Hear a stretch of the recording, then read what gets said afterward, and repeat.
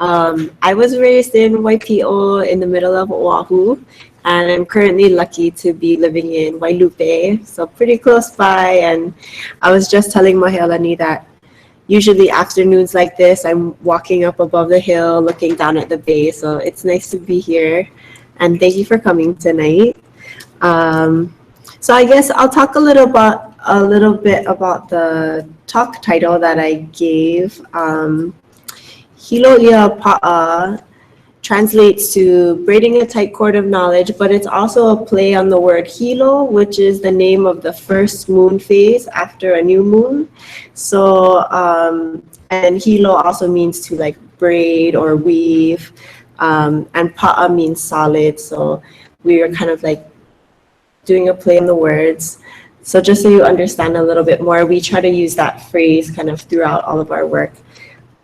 I actually work for a nonprofit called Kuaʻāina ʻAuamo, or Kua for short, and we're based out in Honolulu on the windward side, and I work with a statewide network of fish pond practitioners. So I'm really lucky to do that, and this is kind of like a project with friends on the side, and we're just gonna see where it goes. We started to do this in 2011, just as an idea to bring awareness about lunar cycles and how it relates to our environment, whether it's fishing or planting, even the cycles of our own bodies. So it's just a project that we're really excited about, and we just try to. So happy to be here tonight. The main way that we try to raise awareness about lunar phases and kind of how it relates to environmental cycles is through social media, mostly just because me and my two friends who started this, we're in our early 30s now. But back in the early 2000s, we realized how social media was so visual.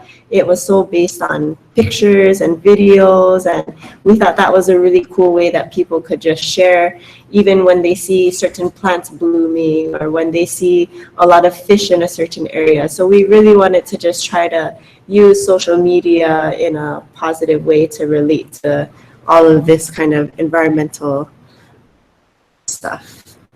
So this is just a screenshot of kind of like a snippet of our Instagram page. How many of you actually use Facebook? So we do have a Facebook page. You can check it out. It's just called Moon Phase Project. So it's pretty simple, easy to remember. And it's linked to our Instagram account. So if you don't use Instagram on your phone, you'll still be able to see all of the pictures that we end up posting. And the feed looks like this. We have about 20 of our friends who live on different islands. And some of them are expert fishermen or fisherwomen. Some of them are real experts in botany. So they post really what they're passionate about. You can see the top right and the top middle picture. The right one is from someone who loves plants, and the middle one is, there's a few limu pictures in there. So it's really just a wide range of what people are seeing across the islands. And this is, like I mentioned, Hilo ia paʻa. We kind of use that hashtag as a way to, it's funny trying to explain how social media like translates to data collection, but hashtags are a way that we can reference back to all of the times people post something related to moon phases or what they're seeing in the environment. So on either Instagram or Facebook, if you ever want to play with it, try searching that phrase, Hilo ia paʻa, and you'll see all of the photos that people kind of post. The top middle one is actually really interesting because one of our initial ideas for this project was to relate moon phases and seasonal cycles to fish spawning, because we had heard accounts that people feel that some of the fishing rules maybe don't always align with how fish actually spawn, because their spawning is different on all different islands, and it can be even different in different bays on the same island. So we wanted to raise awareness about, like, you should just look at your resource. This picture is of the gonads of this fish, and then potentially over time, if you just pay attention to these things, you can link it back to what season is the best to be fishing. This is just a screenshot of our website. So in addition to Facebook and Instagram, we maintain this website, project.com. I always forget there's a pointer, but it's at the top there. Oh yeah, sure. I'll just do a little more intro, and then I was thinking we can walk outside while it's still light, and we can kind of take some notes of what we're seeing just around in this area. So the website is called moonphaseproject.com, and we try to post little reflections also about what we're seeing. And if you kind of just play around with the links on the top, we have it organized by moon phase. So I'll explain a little bit about that now. Traditionally, there were 30 phases identified in the Hawaiian kind of observation of lunar cycles. And they were organized into 10 phase chunks. So the first 10 phases from the new moon was called Ho'onui, and that means to grow bigger. So Ho'onui has 10 identified phases. And then the next chunk of 10 days is called Poi Poi, and Poi Poi means very full. So those are the phases where the moon is growing to its fullest, and then a few phases after the very fullest phases. And then the third chunk of 10 days is called Emi, or some people say Ho'emi, and that's kind of the waning phases. From when it's big back to when it's getting smaller, and then cycling around to a new moon.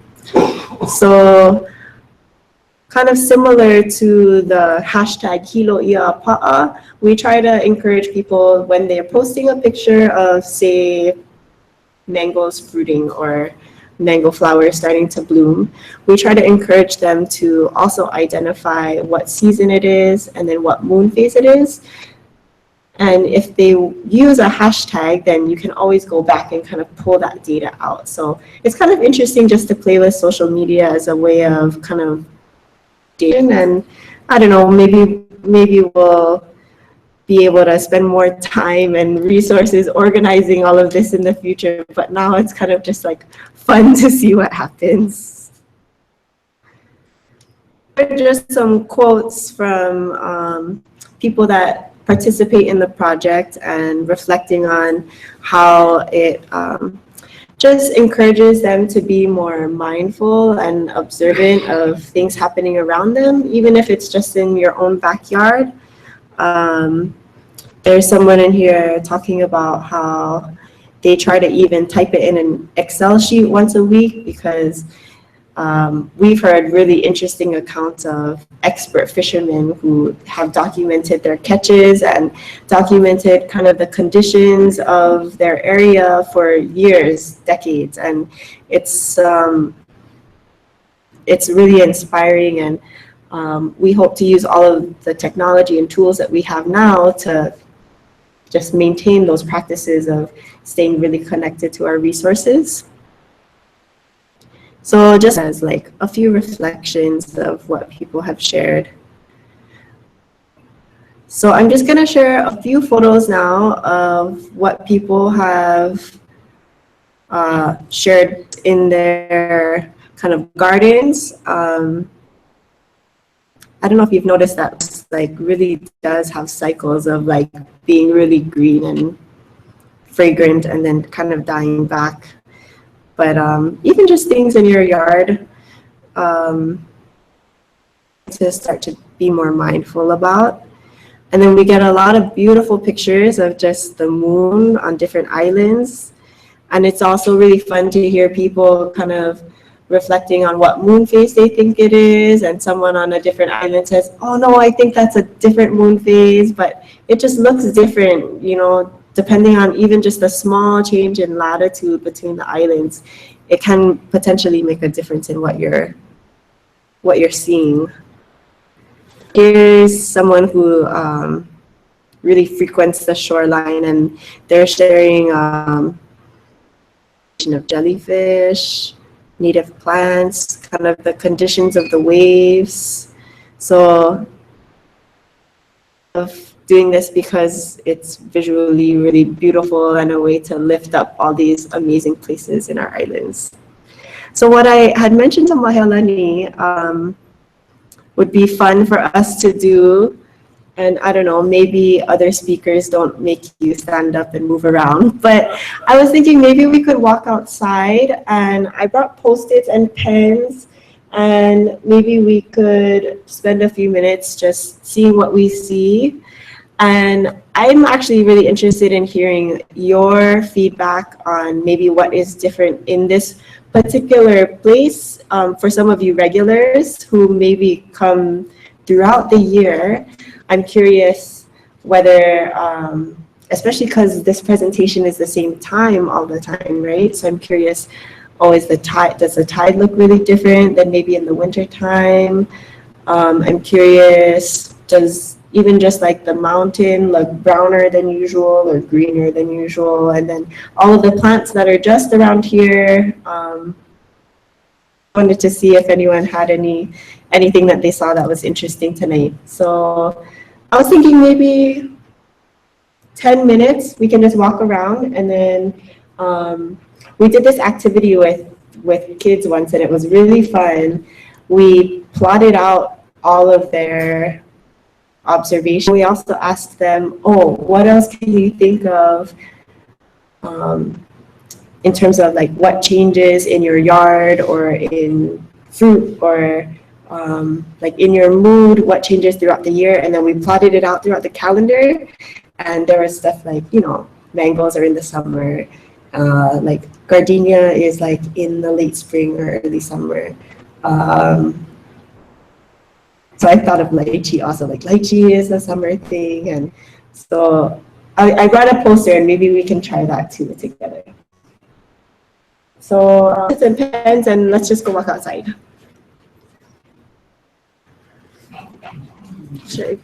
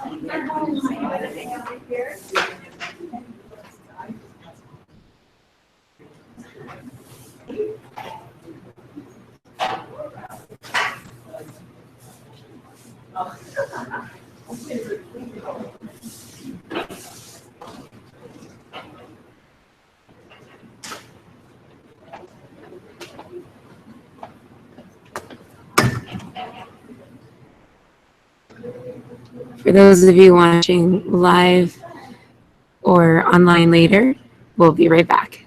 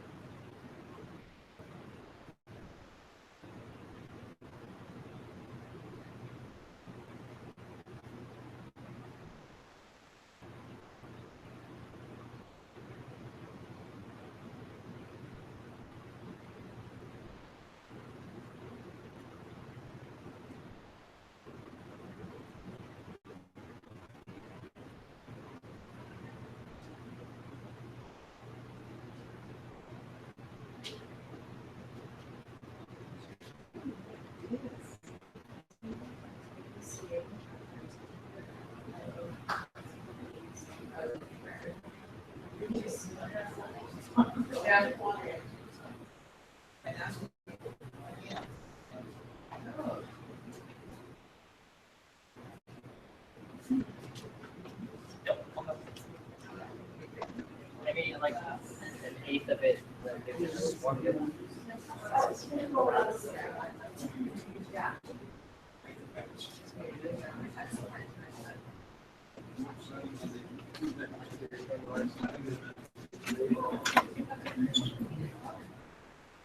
Okay. Yeah. Because I should say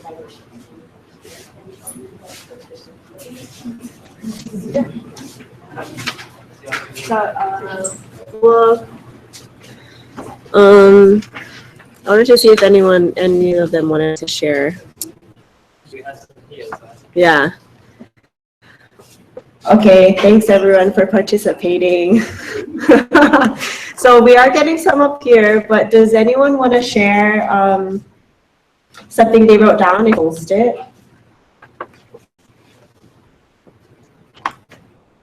Yeah. Before you talk, I was looking outside, looking at this tree. I knew what it was, I decided to go back and take some photographs of it. And outside, the leaves had all gone to sleep. So, if you Wow, that changed so fast already. less than an hour. Well, someone else was saying, do you want to share what you were saying about that tree? It's this time of the year, it doesn't bloom, but I don't know the name of the tree. I don't either, but I thought that was interesting. So I guess for folks listening through the video, there's a tree outside that has flowers right now, and everyone was observing how it's blooming right now. But one of the regulars and probably a few other people noticed also that it's not blooming all the time. So that's a monkey pod tree, but it has those pink fluffy flowers. So I learned something new. I didn't know that there was a seasonal kind of cycle for those flowers. So that was cool for me. Let's see. I noticed that some of the rocks in the middle of the bay were exposed, but I'm not familiar with this place. So is anyone else really familiar with here? That maybe on these other Thursday nights at 6:30, are they totally covered, or does it always look like that? Always sticking up a little bit. Yeah, they're always sticking up a little. 1.6 feet maximum. But definitely it's the more difficult to get over the first ring of coral reef to the deeper water when it's low tide than when it's high tide. I mean, it makes a difference. Try to look it up on Google and see what the tide chart is. Hanauma Bay now. Siri answers with different answers. Yeah. So the bay definitely does experience tidal changes, but the rocks that I was looking at maybe are always exposed. I think those rocks are there on purpose. I think they're man-dumped to prevent the sand from disappearing. Oh, I wouldn't know that. The sand wasn't there originally. This was a rocky bay, so all the sand that's there has been brought there by man. We were also looking at the hala tree. Well, at least one of them had fruit on them.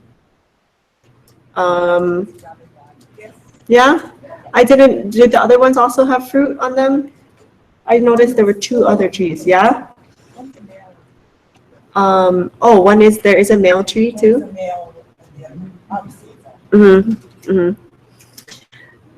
That was cool. I learned a lot about hala this past year because we learned how to make a mat. Did you want to share something? The female is the one with those round fruits that has the all the little pieces like keys that come out, and then the male tree has the flowers. I guess Liz is saying that one of the trees on the side of the building more is a male tree. Oh, there are two. But I didn't see any flowers on them now, huh? Yeah.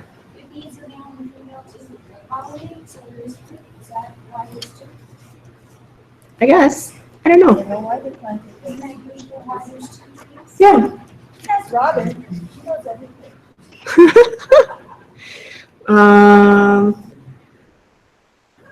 yes, I love fruiting. Daylight at 6:45-ish. So that is a really interesting thing to me too, because I'm sure when some of you come in the winter time to these talks, when it starts, it's like dark already, right?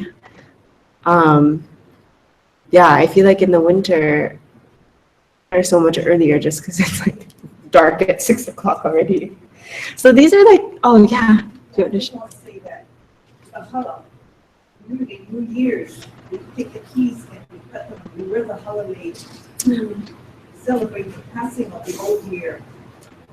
That is amazing. So I think I think that activity that I mentioned that we did with the kids, to have them reflect on patterns that they see in the environment throughout the year. Even though kids are really observant, I think it would be, if you guys want to do it, we can. It would be so much more interesting to do it with a group of, not to your all old people, but just people who have been around a lot more, because that reflection is really interesting. It shows a practice that you learned in your life, and it kind of also reflects a seasonal pattern of a plant, which is really cool.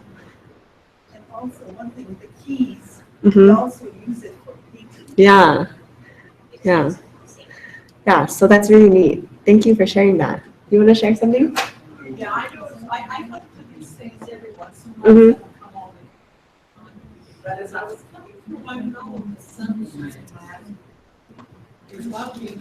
I'm from a little bit now. It's the sun's in it. And then when I got around here, I hardly see the sun. Yeah, just the summertime angle, huh? So hard this year. Yeah, right when you said that, I picked this one up. It says "Last Sun on the Clouds." Thanks for participating in that. You want to share one more? One of the worst things that ever happened to the Howard tree was our tour bus drivers used to call it the pineapple tree. So it looked like pineapple. Oh, Confused everybody. Terrible. He was Has saying- anybody here ever tasted the fruit of the olive tree? no. Has anyone tasted the fruit? No, I never have. Well, okay, so I just have a few more pictures to share, and then I think we'll have a chance to do more questions in a few minutes. And maybe in that time, if you still have Post-its, I have a few more, so I can pass them out during the question time also. But if you have any other kind of memories or associations of things that happen in the environment associated with seasons or moon phases, then you can share that. And I have this big wall calendar, and we can organize it by seasons, which is kind of fun to see. Okay, so I'll just share these last few pictures. I actually don't remember who posted this, so I don't have a lot I can share about it. Oh, here, we're just talking about the hala. Yeah, so the color really does get so intense in the right season. And then this is kind of fun. Some people have started to just post strange things that they see in the ocean. And they kind of ask, does anyone know what this is? Or does anyone know what's happening? I think it's poisonous. I'm not sure what the name of it is. Yeah, I don't know. You're not supposed to touch it. It's in the rocks, and that's one good reason not to stick your fingers. Yeah. See what you're sticking behind it. And then there's this plant blooming on Haleakala, which, we always hear that it just lifetime and then dies. But that's a real kind of related to the point of it really needs long-term observation for us to be very pili is like close to or related to or like very like pili is used to describe a relationship a lot of times, but for us to understand these kind of in our environment, related to the moon cycle, but then also to these like seasonal cycles. It takes observation over long periods of time, and for things that potentially only bloom once in its life cycle, it just requires our and our kind of commitment to understanding our places really well. Here's just a shot of, there's another photo later on, but we were really inspired by hearing about this newspaper. I think it's in Rapa Nui, where they share about the moon phase every day in their newspaper. And we thought that was really cool just because it's kind of more out public eye and people are reading about it and talking about it more. This is a photo of a moon phase journal that we collaborated on with the local, it's a local clothing company called Kealo Pico, but they produced these moon phase journals. And there's one on that table if you want to look at what it looks like and how it's set up. But it's organized by moon phase so that you can write a short observation every day. And then if you do it throughout the whole year, it lines up the moon phase so you can compare in different months what happens, say, like in the full moon in January, and then February, and then March and April. I have a lot of mock orange bushes around my house, so I like really understand mock orange now. Something on a mock orange if you can eat. I don't think so.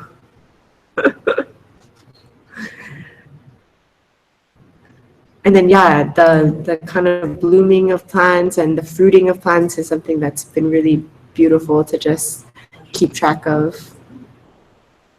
Ulu. This is a little plant in my yard, but I haven't figured out the pattern of its blooming yet, so I'm still trying to just observe and take notes. Just another thing about fish. Like where and when and kind of the spawning stage of the fish.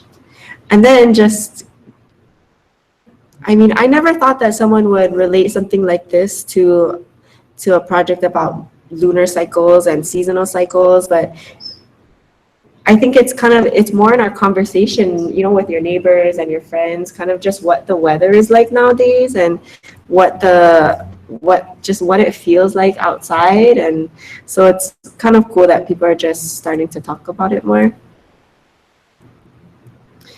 This is a photo of a playground in New Zealand that someone shared. It has these phrases related to moon phases.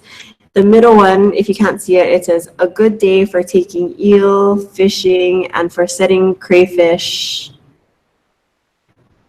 I think it would say something about crayfish traps, but you can't read the top of it. But it was neat that someone shared this with us.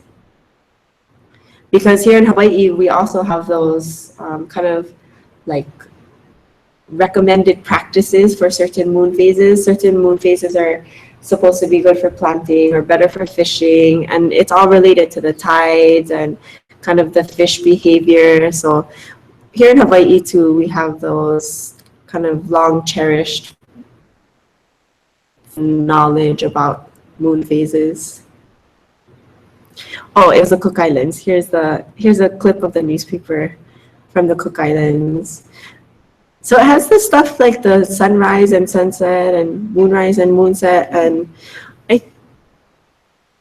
calendars and stuff, but it was kind of neat that they just had, you can see in the middle box, it says Tanu planting, and I can't read it, but I'm sure it says something about whether planting is good or not on this day. And then the right side, it says Tautai fishing.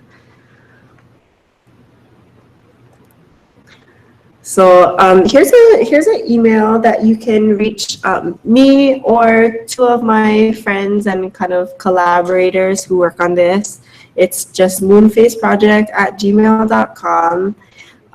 If you're interested in the moon phase journal that's up here, or there's also a bigger planner that's organized by the Honolulu, those chunks of 10 days in the 30 days of the lunar planner that's organized like that. And then there are also, I just brought what I had in my office, but there are a ton of lunar calendars out there nowadays, and communities are starting to document kind of the patterns in their place and then putting it on these calendars to share kind of what happens in their fisheries and kind of like what they recommend for fishing practices in their place. So there's 2 calendars from Honolulu. And then I think there's one that's just more statewide and it shows fish pond. And then if you want to come up here, we'll have a few minutes for questions, but if you want to come up here and also check out this wall calendar, it has kind of those little recommendations about planting and fishing practices for certain moon phases. And what I'm going to do just while we do this kind of question and answer, I'm going to put the post-its that we have already onto this calendar. And so you guys can take a look if you want. Yeah, I just want to go back to the hala. Yeah. We talked about the hala. I belong to a group, and if we would get the hala hula, which is the red hala, and we cut them into waves, we wear them, and we go and sing Hawaiian New Year songs to welcome them. Oh, that's so beautiful. I've heard about this red hala, but I've never heard of seeing it. Yeah. Wow. Do you still do that? Yeah. That's good. Where do you sing? Oh, you get different friends. Oh, that's nice. Oh, thank you for sharing that. New Year songs from the people in the past. Cool. Mm-hmm. Could you ask if anybody in the group regularly actually goes snorkeling into Honolulu Bay like I do every day? Does anyone else regularly snorkel or swim in Hanauma Bay? I think he wants to like exchange observations. My wife does every day. Yeah. Oh, okay. You can continue. Okay. Not gonna touch this. Oh, thanks. Okay, so anyone else have other questions or just stuff they want to chat about? Yeah, I got a question. Yeah. Your website, do you have these, what best thing to do on the various spaces? No. Information that people have shared? Mhm, That mhm. would be, an interesting thing to take a look at. Yeah, no, so it's not on our website because we think of that website more as a platform for people to share their current observations, but there has been a lot of research done and there are people with way more expertise than me. So I think go take a look at that wall calendar and there's a website where you can, I think you can see it online.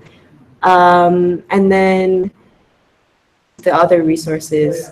As a matter of fact, I was going to say, my wife located a website where you can put in your particular location and get the sunrise, sunset, moonrise, moonset, and any of various characteristics for your particular. Yeah. Meaning very specific. Yeah. Like Kailua versus an hour a day or 1 hour Mm-hmm. or whatever. We print that out each month to see sunrise, sunset, moonrise, moonset. That's cool. Phases of the moon. That's cool. That's really neat.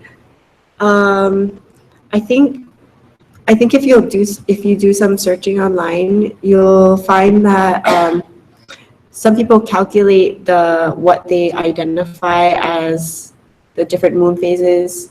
They calculate it in relation of when the sun rises and sunsets and when the moon rises and moon sets. So that's really neat that you print that out and track it. And I did just want to like this practice and this kind of like body of knowledge and this worldview of like lunar phases and seasonal stuff is definitely not unique to Hawaii. So many cultures incorporate the sun and moon cycles in their understanding of agriculture and aquaculture and just the way that they live on their land. And even like you know how in Longs they have those farmers' almanacs by the checkout stand. Sometimes I'll look at the farmers' almanac because it's like the same thing. It's all that knowledge over generations documented for the younger generations to use and carry forward. So yeah, there's just so much information out there on this. It's just really fun to explore different perspectives. I discovered a website. I was looking for the tide tables for Hanauma Bay. COE gave me a choice of websites, and one of them is tides4fishing.com. And they say something interesting that within a 24-hour period, there will be some waves that are at least twice as big as the biggest normal waves. And, you know, like they're talking about 8.5-foot wave today, for example. That's what you can expect if you stick around the beach long enough. One's going to come and, you know, maybe take your clothes away. Oh, wow. Wow. And I have also in the past measured the water for radioactivity, and I can say that it's very low, much lower than elsewhere in the world. Oh, that's good. Maybe There's nobody in the water, everyone. There's been no nuclear pollution in Hawaii as far as I know. There's no nuclear power. Well, there is a nuclear power plant someplace on this island, isn't there? That electric beach. Yeah. But anyway, I took samples of the water. I didn't want to have to bring my diaper down to the beach, so I took the water home. Oh, that's smart. That would have scared people. I think that would have scared people. Mm-hmm. Because Thank you for not taking the guy who counted down the So the moon is rising. Oh, good. No, I bought my house. Cool. We should go Yeah, outside. we should go outside. Yeah. Yeah. Okay. That's No, that's We perfect. could continue the questions and answers Yeah. inside, maybe. Yeah. The radioactivity from Fukushima is going to find its way through Hawaii on the way back.